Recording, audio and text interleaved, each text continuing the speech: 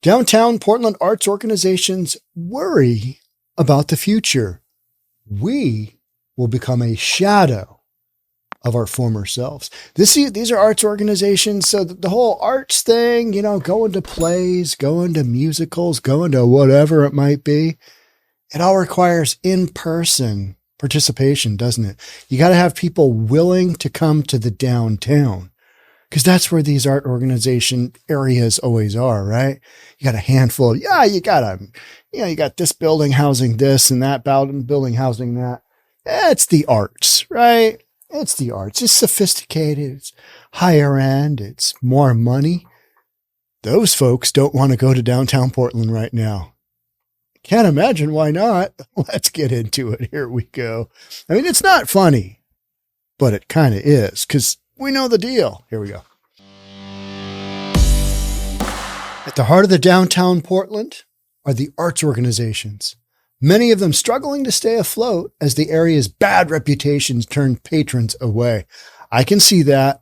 I can see this group being the first group to go, no, we're not going to be involved with that.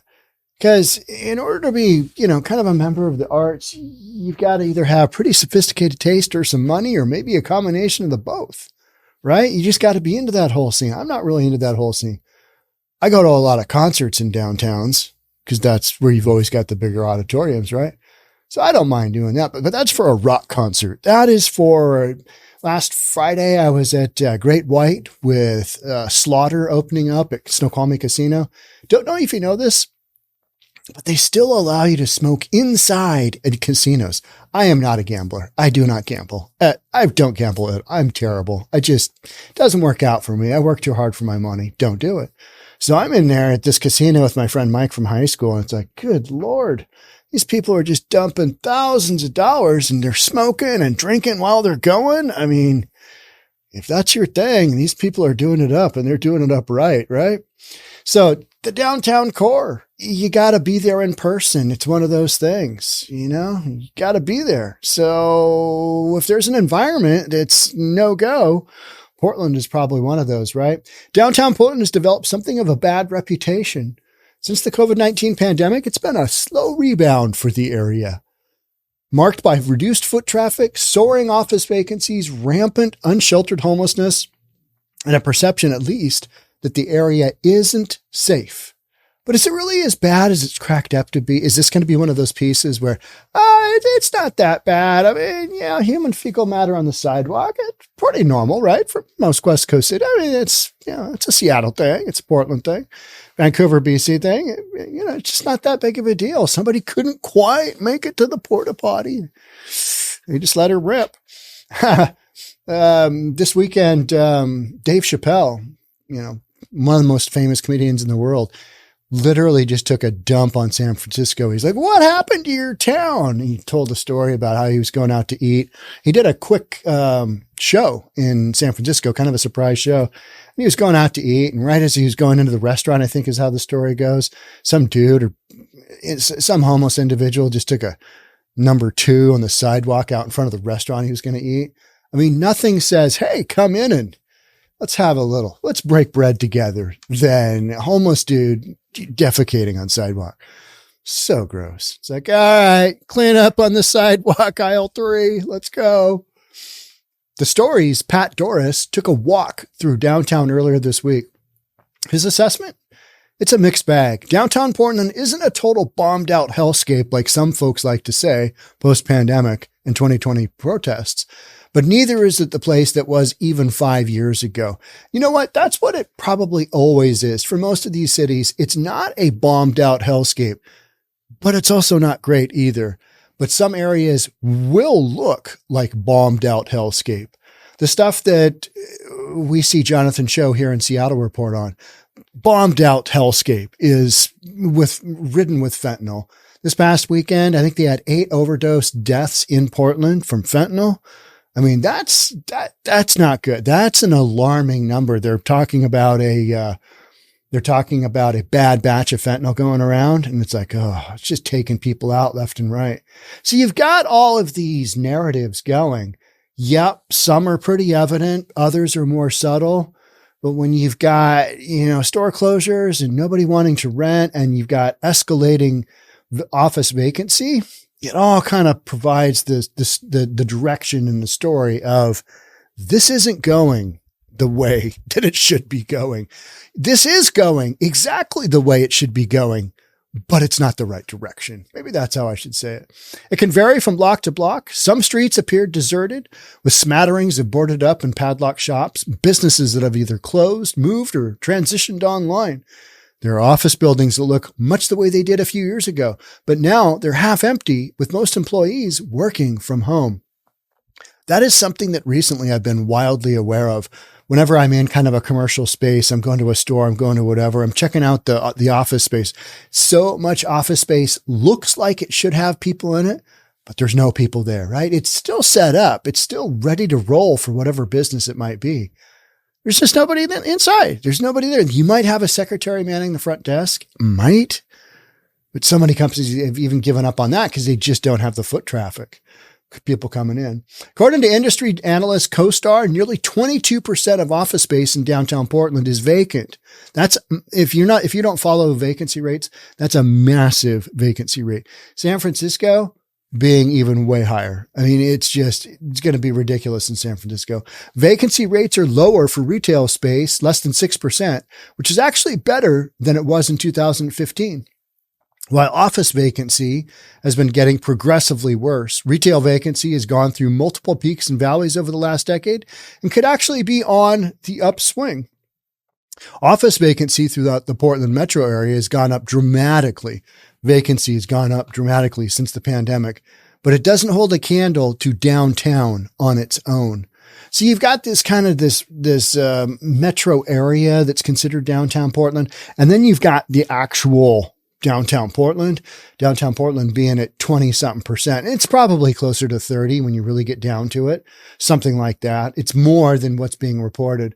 Even if Portland is a particularly dramatic specimen, the rise in office vacancy is part of a nationwide trend for cities. The pandemic accelerated growth in remote work, and many companies have moved their operations out to the suburbs. There's also signs of recovery downtown. Some blocks look much like they did before the pandemic. The Apple store recently removed the security fences installed after it was looted in 2020. All right, so quick 3 years later, we're going to take off some of the bad look here, and we're going to risk this. And though they did hedge their bets with the lattice work of clear polycarbonate panels around the store's floor-to-ceiling glass windows.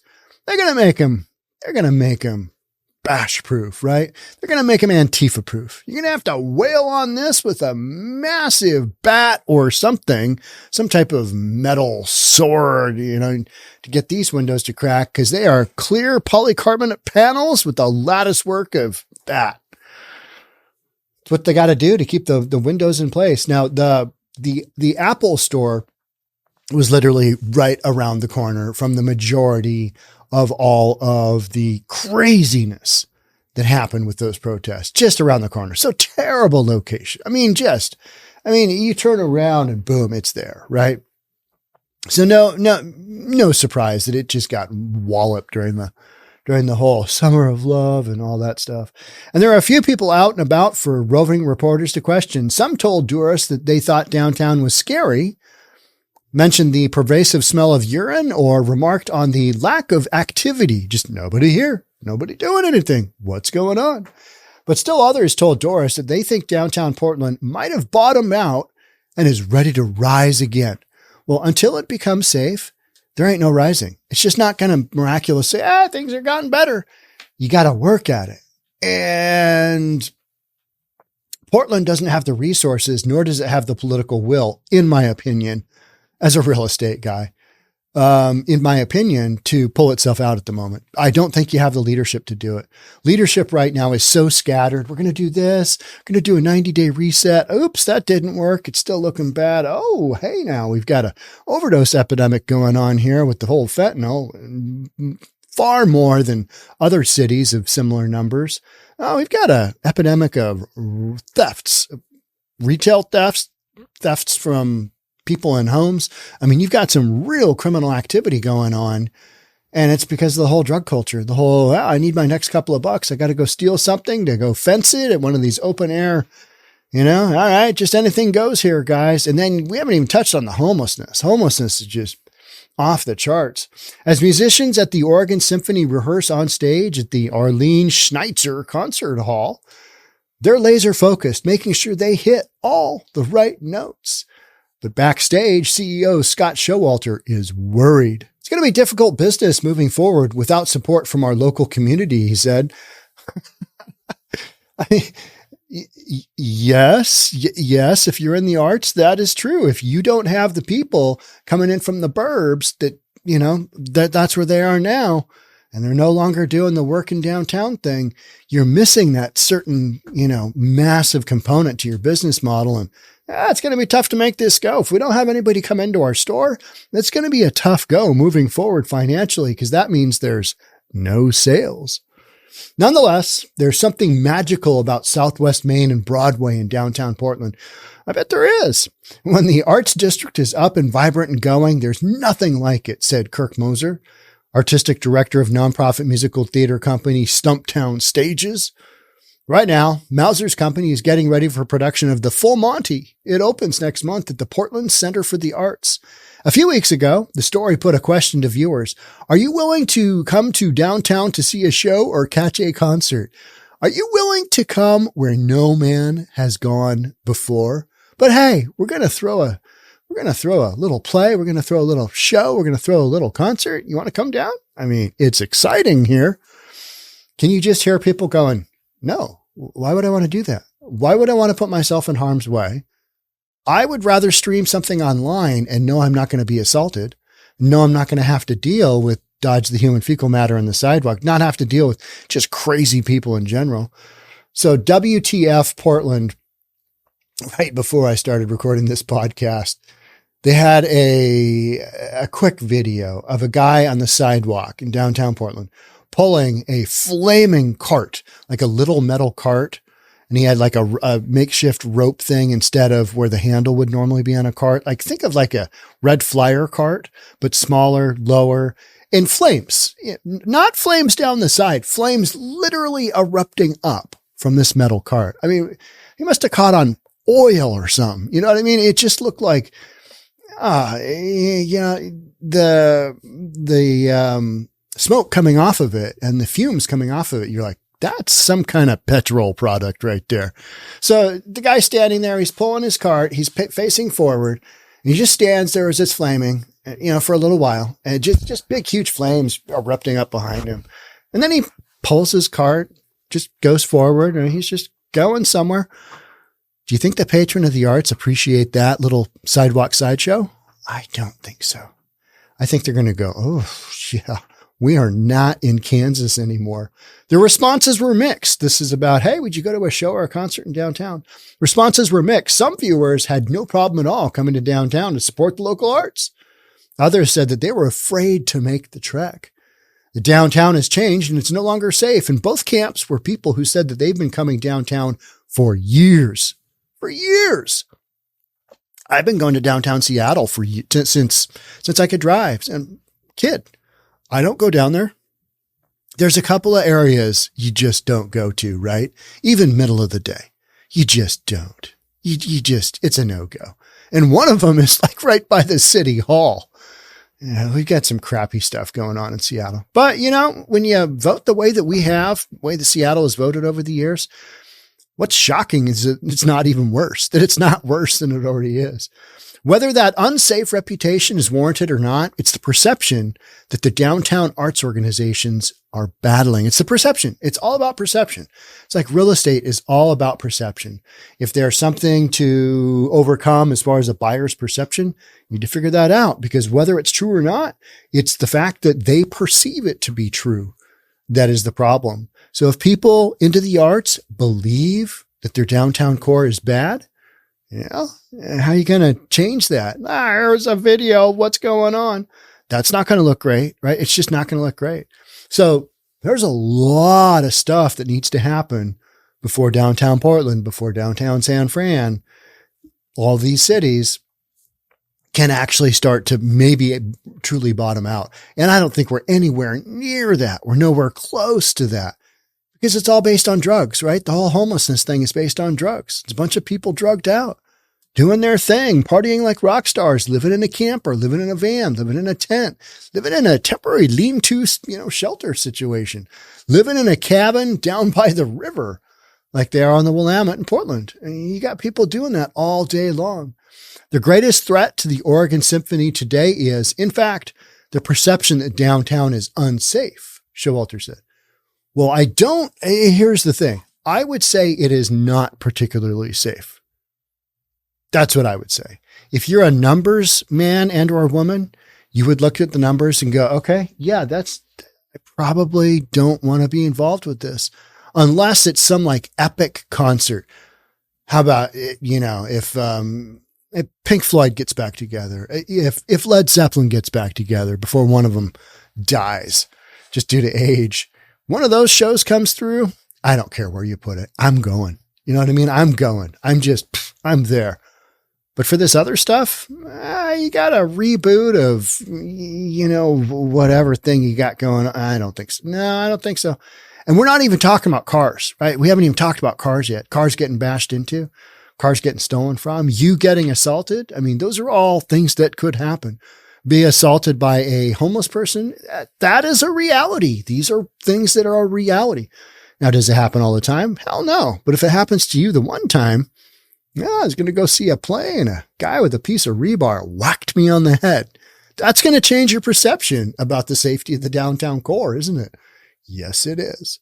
Showalter isn't just saying that either. He's got data to back it up, gleaned from extensive surveys of the Symphony's accustomed patrons. The Oregon Symphony asked why people weren't renewing subscriptions. Hey, how come you're not supporting the arts? Where's your subscription? Where are your ticket subscriptions?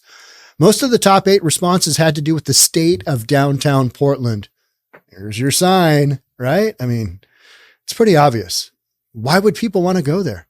Their overwhelming love of the arts. Wow, that only goes so far, doesn't it? And people that are in the arts are typically a little bit older. They're refined. They have more refined taste, or at least they think they do. Or they're just snobs. Maybe they're just snobs. Yeah, you got that. I'm not a patron of the arts, maybe of the dark arts. What does that even mean? Just means anything going on, right? Lack of police presence, homelessness, drug use, you name it. These issues are very familiar to all of us, Showalter said, but they're impacting the Oregon Symphony, whose business is predicated on in-person experiences, especially. You got to be there. That's the whole deal. That's the whole beauty of it, right? Oregon Symphony, you get all those amazing sounds coming at you. It's just that experience. You're experiencing the symphony. I am not a fan of the symphony, got to be honest, but I will respect it. For those of you who love the symphony or love classical music, 2 thumbs up to you. That's your thing. It's not my thing. I'm not a huge fan of country and western either, although there's some genres of country and western that you got to respect. I mean, you just got to say, a little Hank Williams, you just got to say, okay, yeah, all right, yeah, 2 thumbs up there. We're going to go with that. So you got the Oregon Symphony. You got to be there in person.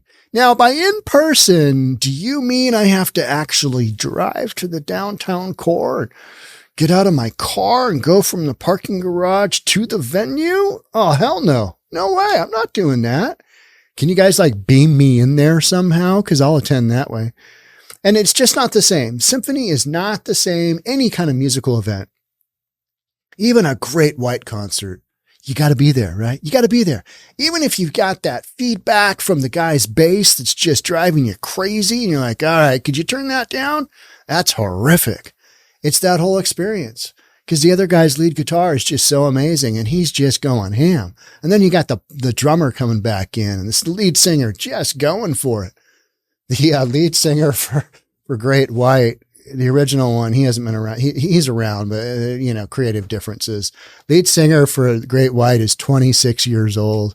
Got this big ratted out hair. He's got this huge smile. He's just so happy to be the lead singer of Great White that nobody told him, hey, you can have the big hair. You can wear the tight clothes. You can do the part, but you can't smile. There's no smiling in rock and roll, especially not Great White, especially not Slaughter. There's no smiling. But we didn't care because the kid could really sing and it was a really fun show. So Great White, if they come to your area, give it a roll those dice. Tickets were not expensive. And with the amount of folks that were at the show that we were at, I was running the numbers based on max attendance. Oh, not good. Not good. There are other issues at play for organizations like the Symphony, Oregon Symphony as well. No one gets into the arts to get rich, but across the board, it's becoming more difficult to get by and more expensive to put on a show. The expenses of any show have become horrific. I think it was the Who that just recently said, yeah, we can't tour in the US and make money. Well, that's okay for them because they've got a massive audience all around the world. But if you're a US band or whatever, and you don't have an international audience, only way you can make money is going out on the road, right? Because you ain't selling any albums anymore. They don't have that. And everybody's got a piece of the puzzle into your, piece of the pie. Piece of the puzzle. What puzzle is this? Our materials and supplies and just building a set and putting a show up. We see the cost of wood lumber increasing significantly, said Mauser. Local grants have dropped and Metro is raising the rent at both venues. Our rates, our total bill to use this facility, named for the Oregon Symphony, have doubled since 2016. I mean, that's insane. So there you go. Local government. And Oregon has some of the worst taxes, right? And so they're taxing their arts out of business. And meantime, you've got a real filter being put in place for people not really wanting to attend the area. People have put up that barrier, I think, mentally and said, no, I don't want to go to downtown. And you know what? I don't blame them. So this is one of those topics where we can all say things like, well, I don't agree with what that person thinks.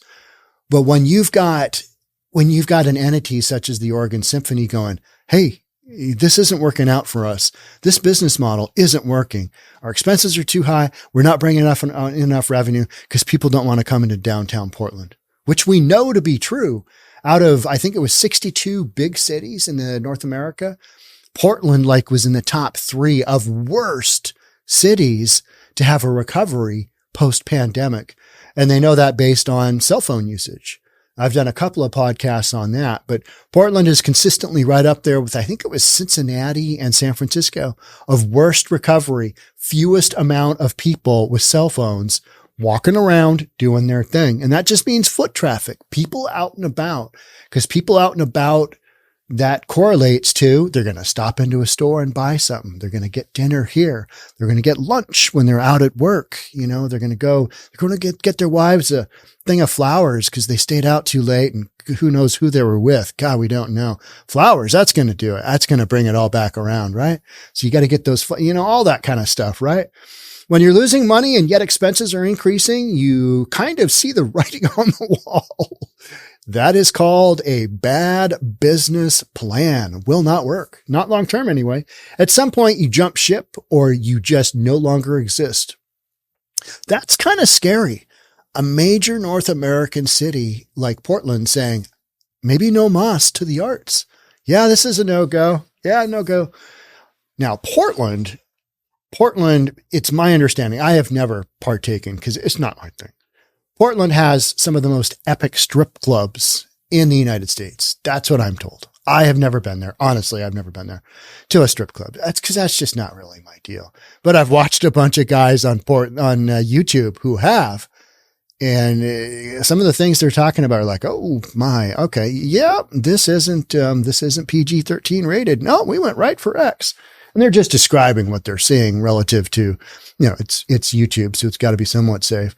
So there are the arts going on in Portland that I think will continue to do very, very, very well, because it's my understanding they serve alcohol in a full nudity environment. And so if you're talking strip clubs, that's like the Shangri-La of where you want to be, right?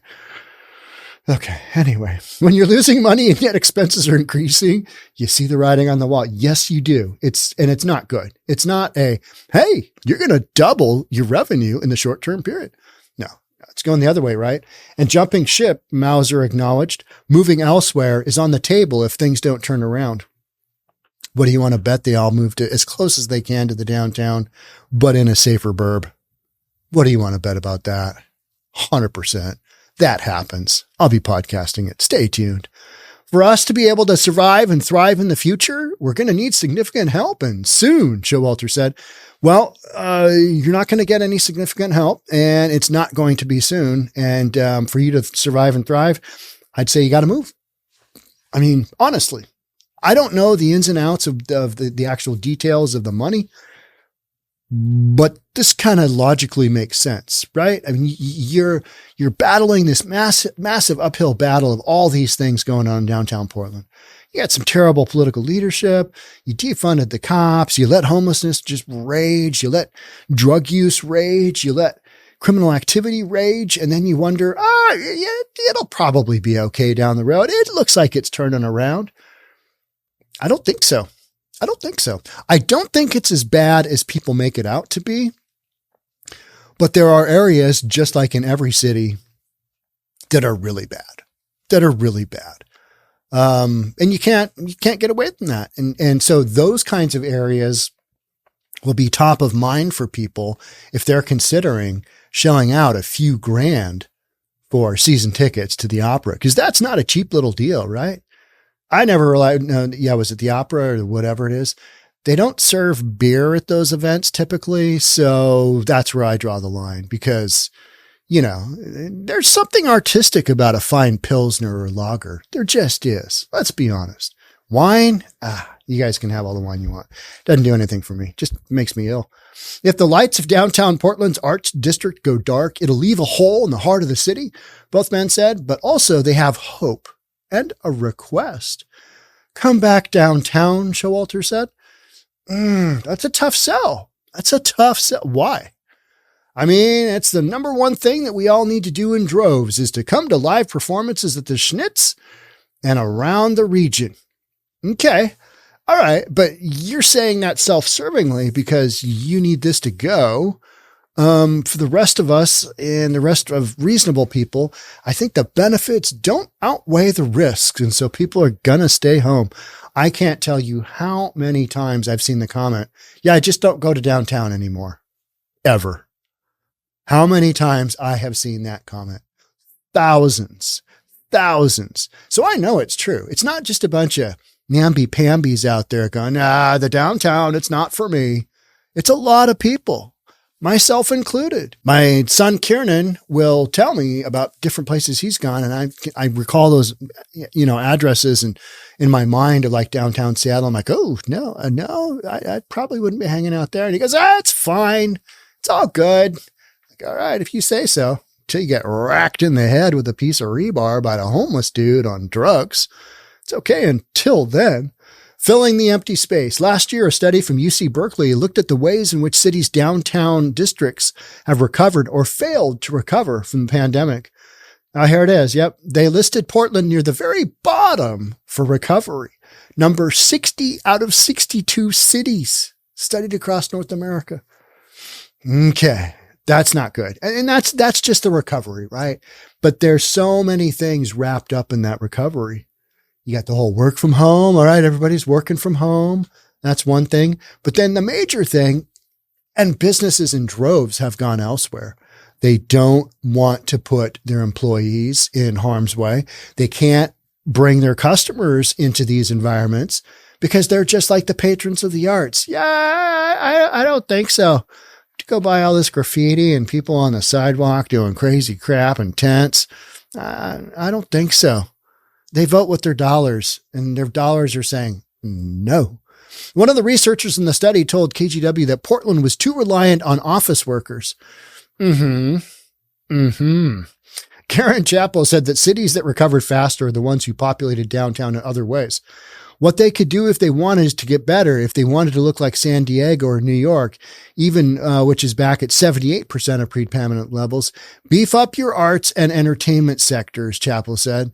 Tourism is bringing back a number of different cities. Okay, but that's under the guise of there's some relevance of safety. I had somebody hit me up this morning, and I have no issues responding.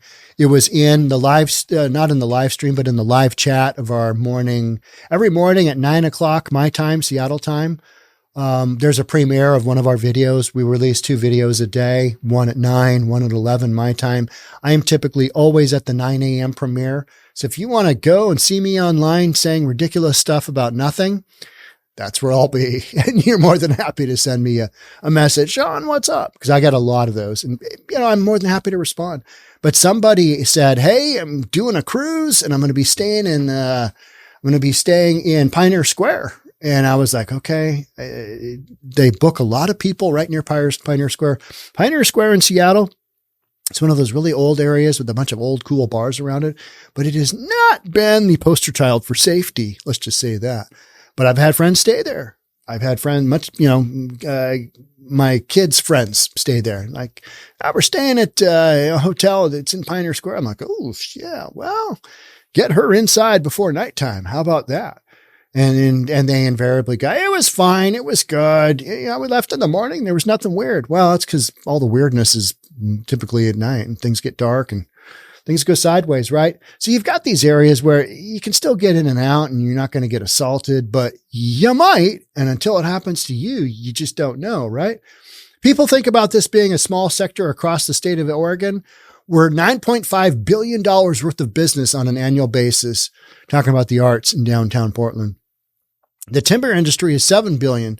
So we're larger than that. What you would think about is one of Oregon's core industries. Are they talking about tourism? The Cultural Advocacy Coalition of Oregon, whatever. May said that the average person coming out to see a show will spend about $45 each on things outside of the theater or concert hall. Is that like a beer? Probably. Things like dinner or drinks before the show. There you go. Even here in downtown Portland, it isn't all doom, gloom, and hand-wringing. There are fresh faces looking to bring something new to the space because they haven't experienced just the overriding grind of being broken into time and time and time again, painting over the top of graffiti out in front of their store, having to deal with homeless people out in front of their store, having their house robbed in the community, all those good things. Opening weekend is completely sold out. Our field trips are full. We're filling up the following weekends as well, said Nick Fenster, managing director for the Northwest Children's Theater. So one of the more interesting things about Seattle is that you've got all these cruise ships that go from downtown. We've got all these piers because we're literally right on Puget Sound. We got all these cruise ships coming in and out, and the cruise ship season just started to go ham. So you got all these cruise ships coming, and they bring millions and millions of people to the region every month. I mean, it's just like this cha-chunk, cha-chunk, and it just prints money for Seattle. Tourism, is a huge thing, but you only got to go up a handful of blocks from where all of this tourist activity happens. And you're in one of the worst sectors. You're in the Blade is not far from where we're talking about. The Blade is a couple of blocks away from Pike Place Market, our famous fish market where you're throwing the fish around and just the greatest thing ever. So, you've got this epic travel going on, this epic tourism. And then super close by, you've got just the dredges of humanity doing their thing, right? Slinging their crack, slinging their whatever, their fentanyl. So even here in downtown Portland, it isn't all doom and gloom. Yeah, well, you got the opening weekend. It's so totally full because you got a bunch of diehards that want to experience their symphony, and they're going to just be like, don't care. We're going. We're going to the Children's Theater. We're making that happen. The staff at Northwest Children's Theater are thrilled about moving into the new space downtown.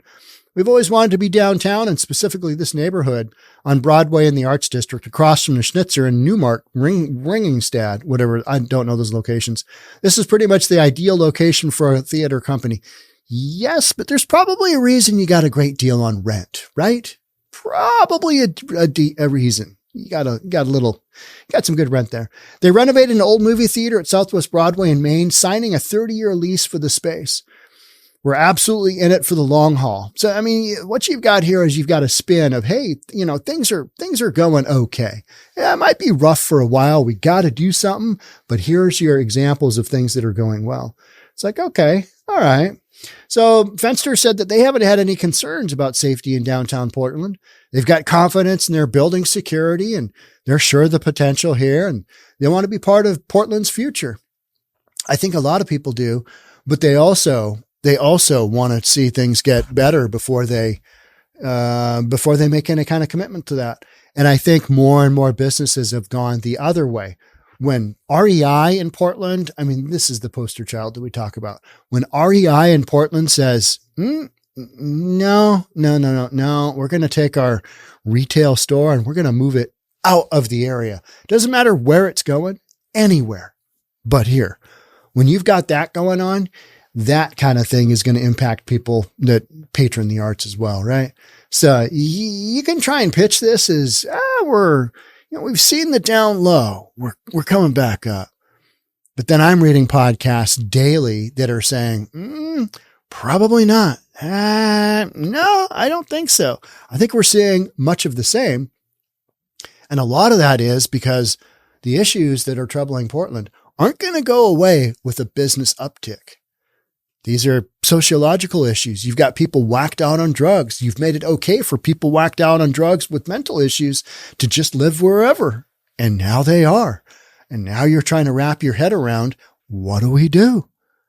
We don't have any space for them in treatment. Oregon is one of the worst states in the United States for getting people into drug addiction. It's right there with, I think it was Virginia.